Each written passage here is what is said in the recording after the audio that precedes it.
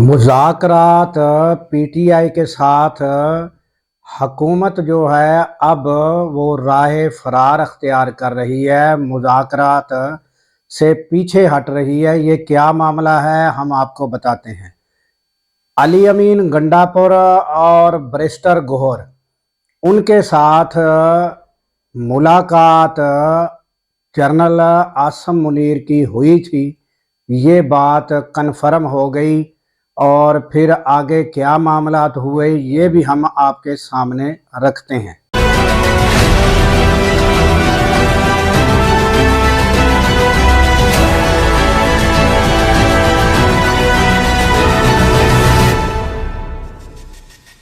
अस्सलाम वालेकुम, मैं हूं अब्दुल गफ़ार। नाजरीन, हमने शुरू से ही आपको बताना शुरू किया था कि ये जो मुज़ाकरात हैं ये हुकूमत जो है वो किस तरह पीटीआई से कर सकती है, क्योंकि जो मुतालबात पीटीआई ने रखे थे वो उनको किस तरह पूरा कर सकती है। यानी 9 मई और 26 नवंबर का जो वाक़या हुआ उनमें इंक्वायरी हुकूमत किस तरह करा सकती है। हुकूमत अगर कराएगी तो दोनों मामलात में वो खुद फंसती चली जाएगी, तो लिहाजा वो किस तरह ये इस पर मुज़ाकरात आगे बढ़ सकते हैं, क्योंकि पीटीआई ने जो है पहले दिन से शर्त यही रखी थी। तो अब जो है वो क्लियर पता चल चुका है आइंदा आने वाले दिनों में जो हुकूमत है वो क्या बयानिया अख्तियार करती है, क्या बात बनाती है। मगर कबल अज वक्त हम आपको बता रहे हैं कि हुकूमत राह फरार अख्तियार कर चुकी है। उन्होंने कहा कि हम जो है वो कमेटी जो है हम नहीं, यानी कि जो तहकीकाती कमेटी है, इंक्वायरी कमेटी है, हम नहीं बनाना चाहते या हम नहीं बनाएंगे। तो ये साफ चिट्टा जवाब दे दिया है पीटीआई को।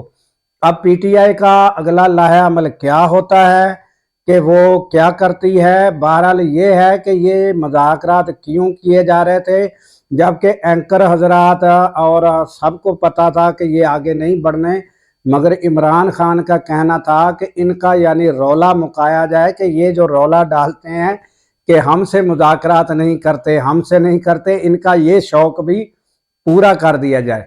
तो ये शौक हुकूमत का पूरा कर दिया गया है। अब वो आगे फिर क्या बयानियाँ बनाते चले जाते हैं वो अलग बात है, बाकी शौक हुकूमत का पूरा हो गया है और जो है ये मुज़ाकरात इख्तिताम पजीर हो रहे हैं। तो ये हालात जो हैं वो मुज़ाकरात के हवाले से हैं। अब जो गुज़श्ता दिनों से जो अफवाहें गर्दिश कर रही थी और गाए बगाए बैरिस्टर गौहर कभी मीडिया के सामने आ जाते तो कोई एंकर वो सवाल करते तो वो फिर यानी उन्होंने एक दो जगह फिर मुकम्मल तफसील बता दी थी कि हाँ जी हमारी मुलाकात हुई थी। तो ये मुलाकात जो हुई तो यानी उसकी बातें बाहर नहीं आई, मगर ये कन्फर्म हो गया कि अली अमीन गंडापुर की और यानी कि बैरिस्टर गौहर की बातें हुई। फिर उनसे यही भी सवाल किया गया कि वो खैबर पख्तूनख्वा के हालात और उधर से जो लॉ एंड आर्डर की सिचुएशन और बॉर्डर पे हालात और दूसरे दीगर अमूर, तो उन्होंने कहा कि हाँ सारी किस्म की बात होती है, जब इंसान बैठता है तो सब बातें होती हैं। तो उन्होंने ये भी कहा कि कुछ अनासर चाहते नहीं हैं कि कोई हमारे यानी कि अदारों के साथ मामलात ठीक हो जाएं। तो यानी ये थी यानी कि अपडेट के मुज़ाकरात यानी कि हुए हैं और उसको आगे बढ़ाने के लिए भी इशारे मिले हैं कि वो आगे भी बढ़ाए जाएंगे। मगर इस पर जो रद्द अमल हुकूमत के अरकान का था उनमें यानी कि परेशानी आना बहुत ज़रूरी थी। फिर उन्होंने इस परेशानी को किस तरह रिज़ॉल्व किया, पहले तो ये उनको था कि हमें यानी कि कोई बताए बगैर हमें यानी इल्म तक नहीं हुआ तो ये कैसे हो गया, ये वो सारी बातें उनमें यानी सियासी लीडरान में ये सवालात और ये परेशानी गर्दिश कर रही थी। मगर उसको अब उन्होंने फेस सेविंग के लिए ये बयानिया दे दिया कि वज़ीर आज़म को जो है वो एतमाद में लिया गया है।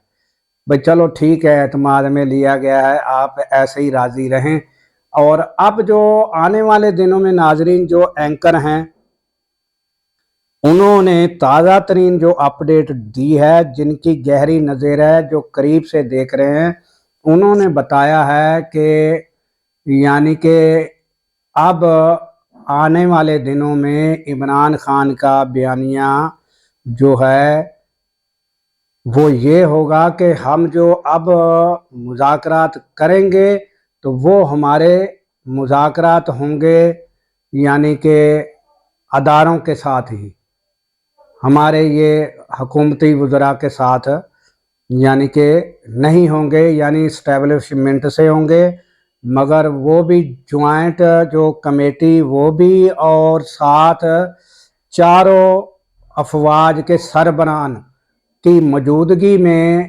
ہوں گے۔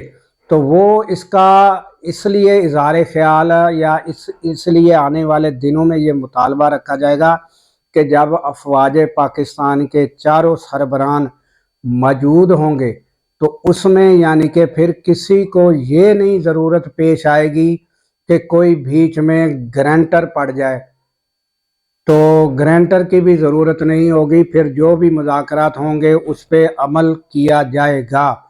تو لگتا اس طرح ہے کہ یہ ایک بہتر پیش رفت ہوگی، یہ یعنی سب لوگ اس بات کو سراہ رہے ہیں کہ اب جو مذاکرات ہوں گے تو کوئی بہتری کی طرف اقدامات جائیں گے، اور مذاکرات بھی جو ہیں وہ کسی یعنی کہ اس کا کوئی رزلٹ آؤٹ پٹ نکلے گا، اور اس کے نتیجے میں پاکستان میں جو کشیدگی ہے، رسا کشی ہے، یہ سب ختم ہوگی اور پاکستان کو آگے بڑھنے میں مدد ملے گی۔ تو اس کے ساتھ ہی دیجیے اجازت کہ اللہ تعالیٰ پاکستان کی خیر فرمائے، پاکستان کی سرحدوں کی خیر فرمائے، سرحدوں پر معمور ہمارے جوانوں کو اللہ تعالیٰ شاد و آباد رکھے، کیونکہ جب ہم سو رہے ہوتے ہیں وہ ناظرین سرحدوں پر جاگ رہے ہوتے ہیں۔ اللہ حافظ۔